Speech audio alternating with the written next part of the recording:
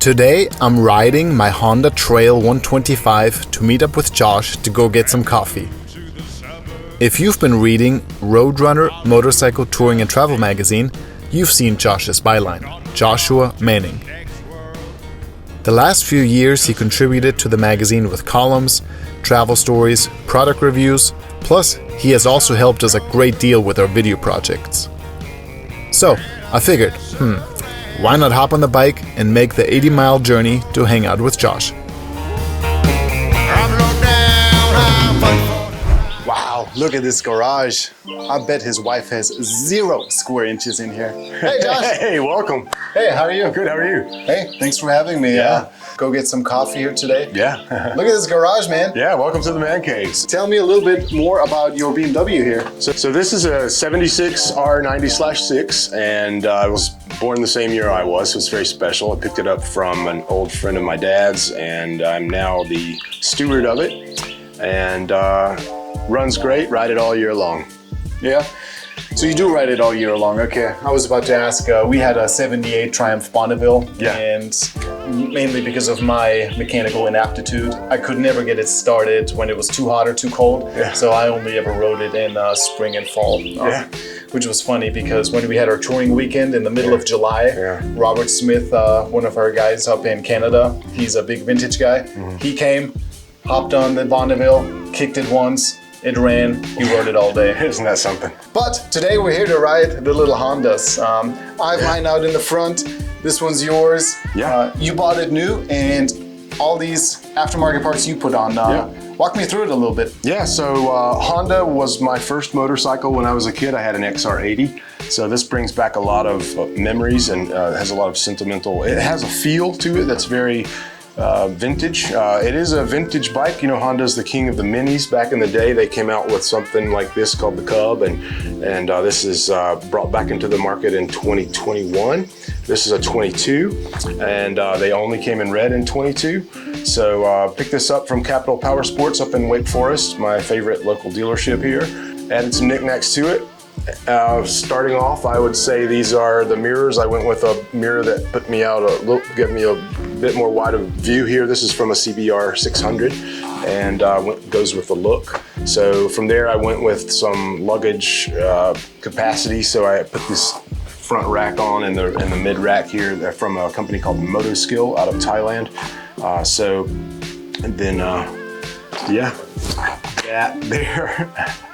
Yeah, Don't mess with Josh. That's a feature I like. I like to make kindling for my fire pits. So yeah, I went with the Yoshimura full exhaust here, which was an easy swap and a lot of fun as you roll on the throttle. Of course, in the comfort zone, I went with the Corbin saddle, which is absolutely fantastic. I mean, the stock seat on the Trail 125 is a bit of a pogo stick, but this thing is just encouraging to ride all day. And this Corbin also came with the passenger one. Yes, that is correct. I have the passenger Corbin saddle also, and I have my son. I'll take him to school some or ride around, teaching him to ride as well. I went with a bit of sentimental value in the rabbit foot. So our dog is a rabbit hunter, and she'll bring us some rabbits, and You'll chop the legs off and hang it on your motorcycles? That's right. Cool. Nothing goes to waste around here. Very economic. You said something about the spark plug.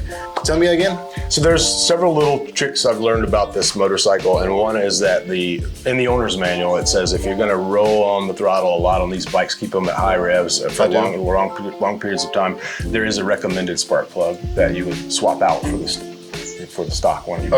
Yeah. All right. Yeah, so one of the things I'm going to do when I get home, upgrade my spark plug. Yeah. And you told me about the magnetic oil drain bolt that I also installed in this bike, which you can have fun seeing whatever particles are in there. That's right. I'm not a big mechanic, but I really, really like the Honda Trail 125 because I can work on it. It's so simple. It is so simple. Yeah. It makes me feel really good about myself. Yeah. I can be in the shop and have tools in my hand, change the oil. Yeah. My kids are watching me. Yeah. They think it's the coolest thing ever. And I'm just changing the oil. Yeah. It's nothing special. Yeah. I know this, but they don't. And it's all that matters. Yeah. They see me working on bikes, and hopefully that instills some some passion for motorcycles for them as well. That's right, and it does come stock with a center stand, which makes all that easier. And there's no oil filter, so it's just even easier.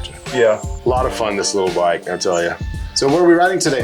Today we're going to go out. I'm going to introduce you to the town of Saxapahaw. Saxapahaw. Saxapahaw. It's somewhere in the middle of nowhere, and it's fantastic.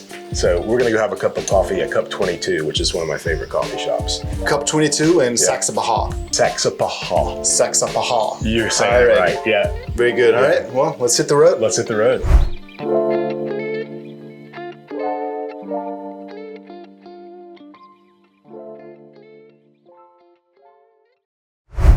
So today we are filming the very first episode of Motorcycles and Coffee for our YouTube channel. If you have not yet, please hit the subscribe button so you don't miss any of the cool upcoming videos. Basically what I'm going to do is I'm going to ride around and visit all of RoadRunner's journalists and get coffee with them.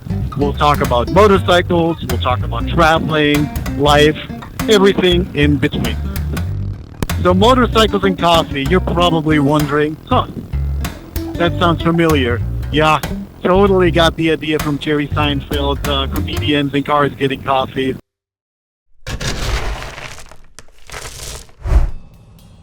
You know, that's one thing I never have to worry about riding this old Honda, is getting pulled over for speeding. But there's so many things to love about this old Honda. It's just so easy to ride, it's smooth. I mean, I take this little bike to work almost every single day.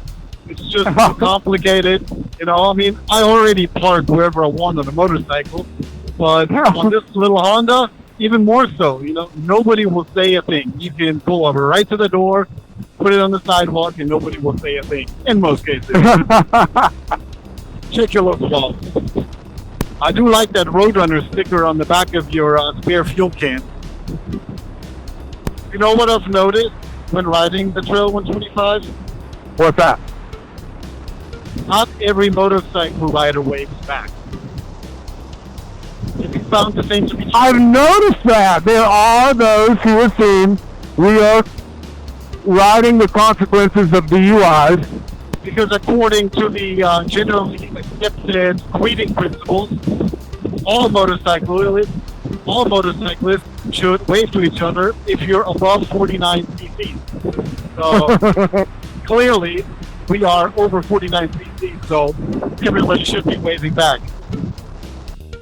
Should we double jump it? Holding hands? No, not holding hands, but should we double jump it? Oh yeah. Yeah. Double jump in slow-mo.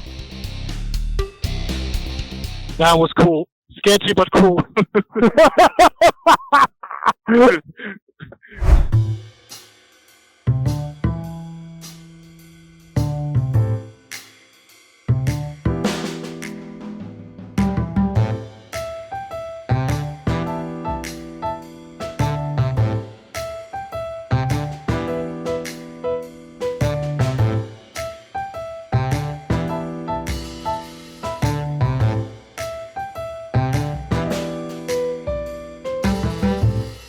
So you've seen Seinfeld's Comedians in Cars Getting Coffee, right? I have seen it, yes. Yeah.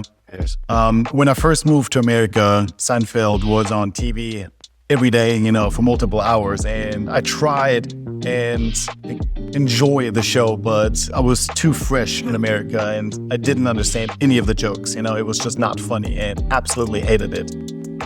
Fast forward, you know, decade and a half, all of a sudden, Sarah and I are at home wondering what should we watch tonight, and we figured, you know what, we should watch all of the Seinfeld episodes, and lo and behold, they're funny. They really are funny. How long did it take for you to come to the point of appreciating and understanding? Well, we moved in '99, and in 2023 we started watching it, so quite a while. So just now? Just now we started, earlier this year we started watching them all. So that's what gave you this bright idea just now? That's what gave me the bright idea. Why not ride around the country and visit all of the RoadRunner journalists and do a little sit-down coffee interview with them. But what are you going to do when you run out of journalists? You going to go to the general public? Then I'm going to see if Jerry Seinfeld is available and say thank you for the wonderful idea, and then we'll pick it up there. We'll hear about you. I want to know more about So tell me a little bit more about your motorcycling background. Did you grow up riding motorcycles? I did. I was fortunate to have a father who said, I'll make some way for my sons to appreciate the outdoors. And one of those ways was he purchased a farm. He had always worked in town, but wanted to live on a farm outside of town so we could grow up experiencing the joys of waking up before sunrise and milking cows and herding sheep and gathering chickens and eating our own eggs and having dirt bikes. A big part of it then. That's how it started. Yeah. So you and your brothers then rode dirt bikes growing up? We did. We had four-wheelers and dirt bikes. It seemed like we either had a four-wheeler or a dirt bike. I didn't grow up riding dirt bikes. In Austria, that was just never an option. So, and my parents started riding late, relatively late in their life. They were in their mid-30s when they started riding. So my brother and I, we grew up riding on the back of their motorcycles. And then when we moved to America and started RoadRun and all that, then that's when we started riding ourselves. What was your first bike? That's special. My first bike was a Honda XR80. The XR80. When I was a kid, that bike was stolen. Someone cut the chain and took it away. That hurt. But see, an 80 is a perfect motorcycle to start out. That's great. I was 16 years old and my dad brought home a 95 VFR 750. Oh my gosh. And that's what I said. It was the coolest, fastest bike I've ever seen. Yeah. And it was just too much. In hindsight, probably should have started with something smaller, but it really showed me the respect I needed for motorcycles on the street. Sure. Yeah. Being on the street is a big deal. So I think I really took to that Phaser, that blue Yamaha. It was an early 2000s model. And I just really clicked with the sort of a sport toury, torquey, bit of a fun, motorcycle, but not too overpowering for me. And that bike really showed me the joys of traveling around. So between all the different types of riding, is there one particular box you put yourself into, or do you like all types of riding? So when I first started riding on the street, I really took to the sport touring bike. And now that I've been through a few bikes, I really click with a bike that I can go off road on. And so I would say an adventure bike. Travel enduro.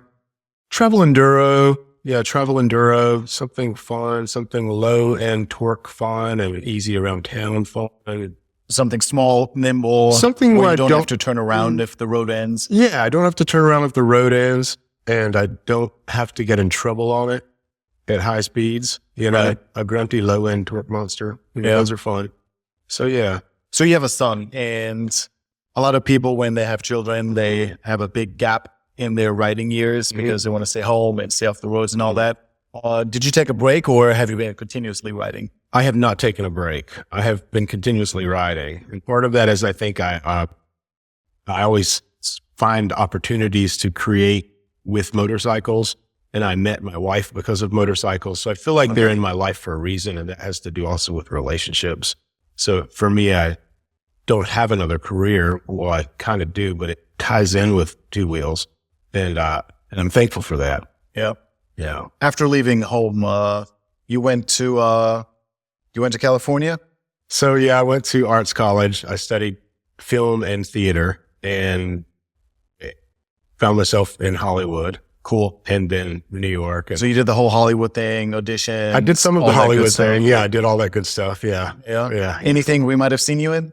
I think there's a couple things out there. One in particular that I enjoy sharing is the kindness of strangers, which was a fun piece we did. It was produced out of England, and we traveled across Europe to make it. Yeah. Any big productions? Yeah, I have a speaking role in Talladega Nights. Talladega Nights. Will Ferrell. Yeah. I play Sacha Cohen's butler. Oh, okay. So I have some dialogue there, and that's a lot of fun. Monsieur Gerard, Ricky Bobby's here to see you. My wife says that's really the peak for me, that line in that movie. So yeah, that's encouraging. That was it. But a lot of A-list celebrities and actors, they didn't make it until they were in their 50s, and so you got plenty of time. So I have 5 years. Yeah. so keep acting. Thank you for the encouragement. Yeah. It's going to work out eventually. Yeah. Even if it's just for fun, because Yeah. it really seems like it is. But go back to your project in Europe. What spawned the idea to shoot a movie there? So I was living in New York, and I met the writer who was visiting in New York, and she proposed this idea about this road trip film where a guy is pursuing his sister's killer in a Intense. early model Ford Mustang convertible, and the actor Toby Kebbell had left the project, and it opened up the opportunity to play this role. And I said, well, hey, if I do this role, I said, I work with, I have a contact over at BMW in New Jersey, and I'm pretty sure I could get a motorcycle in England for this movie. And, it turns out it happened that way. And that I was introduced to Tony Jakeman, who did the placement for BMW in the Long Way Round series. So I thought, hey, I'm onto something here. This is fun. I can introduce people, and I really like introducing people. I really like seeing things come together, and there's a passion there. And when you put bikes in the mix, it's like a natural high for me, So we created something, and I formed a company, and the company associate produced the film, The Kindness of Strangers. And then we cast a friend of mine I'd met in New York opening doors at the Prada store in Soho at Christmas. And he's an Italian actor who's really a big deal now in Italy. And at the time, he had contact at Ducati in Rome.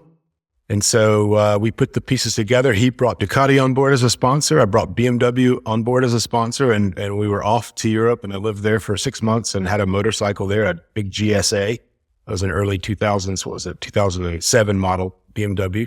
And I lived on this bike and painted fences for some cash, and rode the bike in the movie, and it premiered. That's so cool. Okay, so you produced the movie, you starred in the movie, and you got a motorcycle in the movie. Yeah. So and if you ask me, that's a win. Pinnacle. That's the pinnacle right there. I would say that's so. pretty cool. Yeah, I would say so.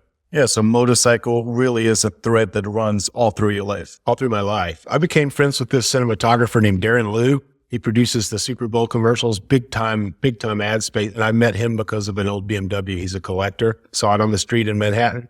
Waited 2 hours for him to come out of a store. Stalked him for 3 weeks. And then next thing I know, we became friends on Facebook. So that's how life unfolds, That's cool. Stalking on Facebook. Isn't that how you reached out to me for the first time? I don't think so. No. We met through the good old fashioned way, as I like to say. So I had a family member in an MSF course. I taught the MSF course, but this is a different story. So I had a family member who went through the MSF course and met you. That's right. They said, you got to meet this guy. That's right. I took an MSF course, a basic rider course, because I always wanted to know what it's like to go through the whole program. And I met Alan there. You met Alan. That's right. Yeah. That's right. Alan. And I brought the magazine over, of course, never miss a chance to plug the magazine. And at the end of the class, I brought over all kinds of motorcycle gear we had in the office, helmets, jackets, boots, gloves for all the students. Yeah. And that's when Alan's probably contacted you and said, hey, there's this guy from RoadRunner. Okay. Yeah, that was exciting times. We had just come back to the States from the Philippines. I'd lived abroad, and we had our baby there. My wife and I lived in the Philippines, where she's from originally.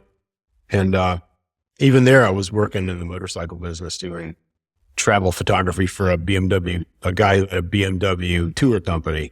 So I talked myself, I called him up. I said, hey, I make photos. I have a camera. I'm in the Philippines. I was like, why don't I help be of service to you in some way? And we made photographs that were published in Action Asia magazine, and helped their company grow up there as well. Fantastic. And I can't tell you enough how important, the visuals are for the magazine, and video, of course, but it's when we get a lot of submissions for the magazine, it's the number one thing I look at is photography number. It's how is the photography? Yeah. Because if the photography is not good, there's not much we can do. You can change words, you can edit them, but with photos, it's very difficult. So tell me about the most memorable motorcycle trip that you've been on, where you went and what motorcycle you were on. I would say there are two, but one is above the other. I would say the one that's number 2 would be traveling across the Canadian Rockies from Calgary to Vancouver and back. And then Massive landscapes.